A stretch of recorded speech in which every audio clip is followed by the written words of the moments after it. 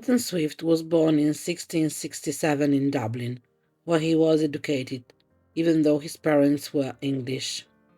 The family returned to England at the time of the Glorious Revolution in 1688, and Swift became secretary to Sir William Temple, a Whig statesman, who encouraged him to write his first satirical works. Among his best satires were The Battle of the Book, about the merits of ancient and modern literature, in which Swift supported Temple's defense of the classics and mocked the self-satisfaction of modern scholarship, criticism, and poetry. Then, A Tale of Tab, about the contending religious parties of the day, the superstition of the Catholics, and the fanatism of the dissenters. In 1694, Swift returned to Ireland, where he became Anglican priest. He was appointed Dean of Dublin's St. Patrick's Cathedral in 1713. He lived in Dublin for the next 30 years in opposition with the Whig government in London, defending Ireland and the Church. He gave 1/3 of his income to the Catholic poor. For a time he wrote comparatively little, but after a few years he began to write pamphlets denouncing the injustice that Ireland suffered from. One of them was the Drapiers Letters, a series of pamphlets Swift wrote as an assumed character, Drapier, attacking the government's proposal for a new coinage, which would have increased poverty in Ireland. In 1726, he published his masterpiece, Travels into Several Remote Nations of the World, known as Gulliver's Travel. In 1729, a modest proposal appeared in which, with irony and bitterness, he suggested that the poverty of the Irish people should be relieved by the sale of their children as food for the rich. Swift's later years were marked by the decay of his mental faculties. He died in 1745. Swift is without doubt one of the most controversial among great English writers. He has been labelled alternatively as a misanthrope, a man with morbid attitude, a monster, or a lover of mankind. What clearly emerged from his works is that he was seriously concerned with politics and society. His attitude was mainly conservative. It is also clear that he did not share the optimism of his age and the pride in England of his contemporaries. He defined himself a hater of man, whom he described as an animal capable of reason. According to Swift, reason is an instrument that must be used properly. Too intensive use of reason is an error of judgment and therefore unreasonable. Thus, he insisted on the need to take a common sense view of life. Swift found in irony and satire the means that suit his temperament and his interests. He actually usually achieved the effect of parody, combining ironic intent with the simplicity of his style and his diction. Gulliver's Travel was printed in London in 1726, though most of it was certainly written in the years 1721-24-25. The novel has 4 settings, each linked to one of Lemuel Gulliver's 4 voyages. When Gulliver's ship is wrecked during his first voyage, he reached the land of Lilliput, a childhood fantasy world built for very small people, the tallest being only about 6 inches high, where Gulliver plays the role of a benevolent giant for little people who have exaggerated ideas about their self-importance. On his second voyage, Gulliver lands on the land of Brobdingen, where he finds himself surrounded by a race of giants, making him feel like a Lilliputian. In both worlds, Gulliver finds that he must use his wits to survive. Gulliver's third voyage to the island of Laputa allows Swift to satirize the scientific community in Great Britain.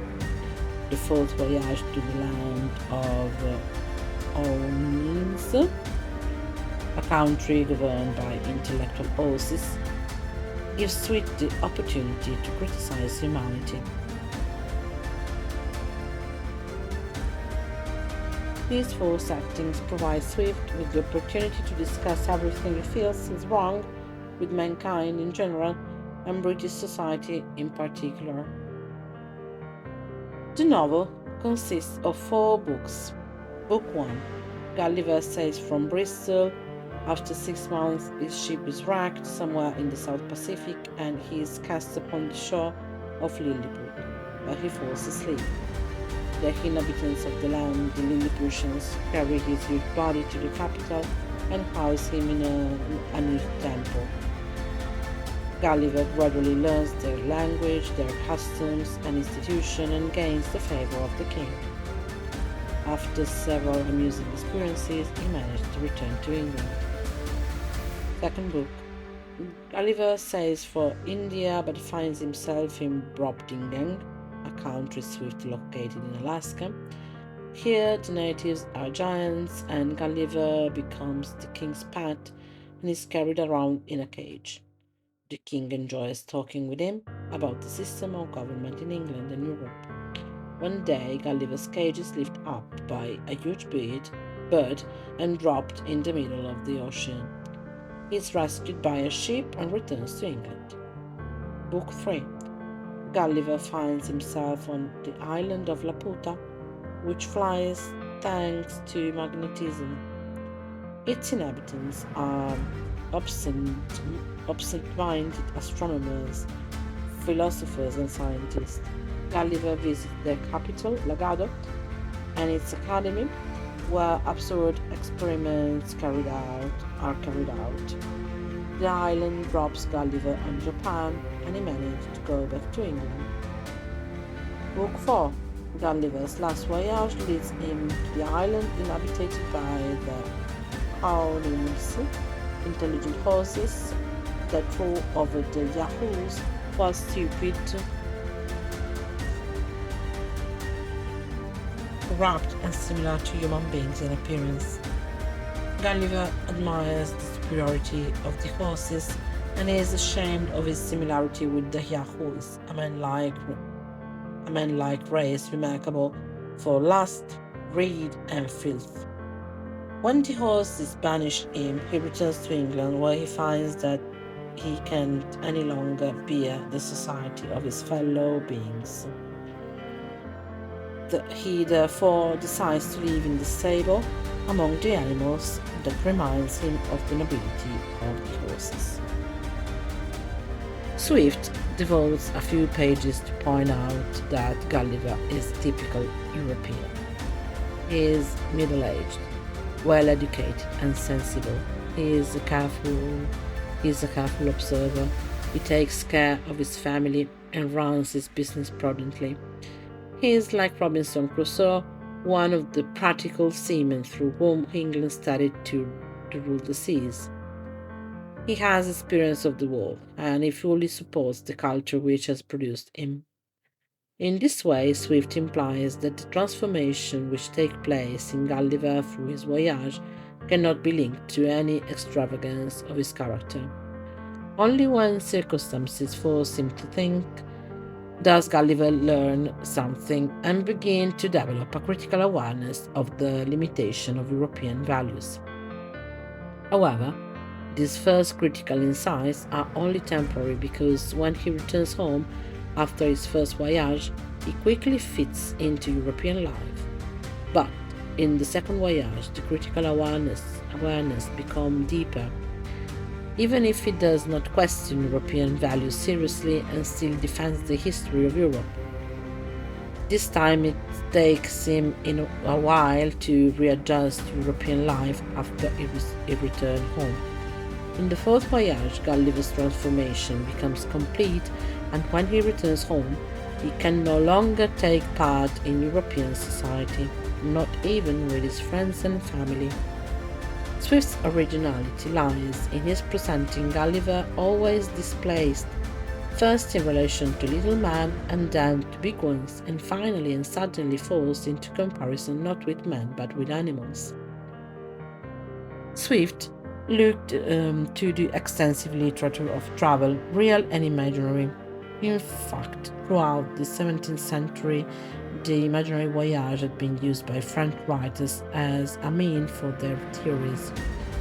The traveler usually discovered some happy societies, where men lived a simple, uncorrupted life, following natural instinct and the innate light of reason, and from these utopias, European man was seen as the victim of civilization.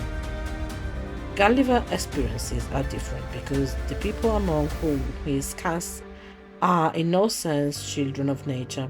They all live in highly organized societies and they are governed by institutions. If in the end Gulliver takes an aversion to everything at home, it is because Europe is losing its civilization and falling into a state of corruption, expressed in the novel by the constant opposition between rationality and animality. The scientific project described in Book 3 show a familiarity with the work of the Royal Society. Finally, there are recognizable elements of political allegory through allusions to people and events in the England of Queen Anne and George I. Swift's masterpiece can be read on different levels. It has been widely read as a tale for children because of Gulliver's amusing and absurd adventures, especially in the first two books. It can also be read as a political allegory of Swiss time, as a parody of voyage literature, or as a masterpiece of misanthropy and reflection on the aberration of human reason. The most common interpretation among Swift's contemporaries and in the 19th century was that Swift's main satiric point was to criticize the political, social, and religious conflicts of the time, as well as the problem caused by scientific progress. A second interpretation claimed that Swift was mentally unbalanced, and therefore the reader does not need to consider the ending of the book seriously. This psychoanalytic view neutralizes the satire by an appeal to mental disorders. In the 20th century, criticism held that we are not supposed to see Gulliver's action as the natural rational result of his experiences, because Gulliver himself has finally become the target of the author's satire. Gulliver no longer speaks for the author, but his dislike of the yahoos and his conduct are a sort of warning for us. This approach maintains the claim that Swift was a clever writer in control of his literary medium.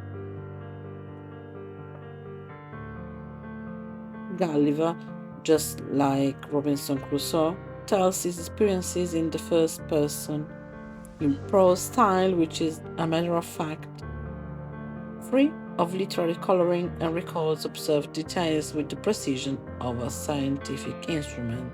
That's why his style is considered to be realistic, so realism. One of the main ingredients of satire in Swift's novel is the distortion or exaggeration. The reader is invited to see something very familiar in such a way that it becomes simultaneously ridiculous or even disgusting and funny. The key to this technique is the use of the traveler, the figure who is the reader's contemporary and fellow countryman.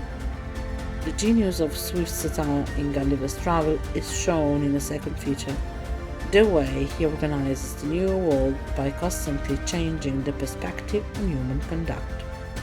Through his altered perspective, Swift can manipulate Gulliver's reaction to the changing circumstances in order to highlight his satiric points in a very humorous way.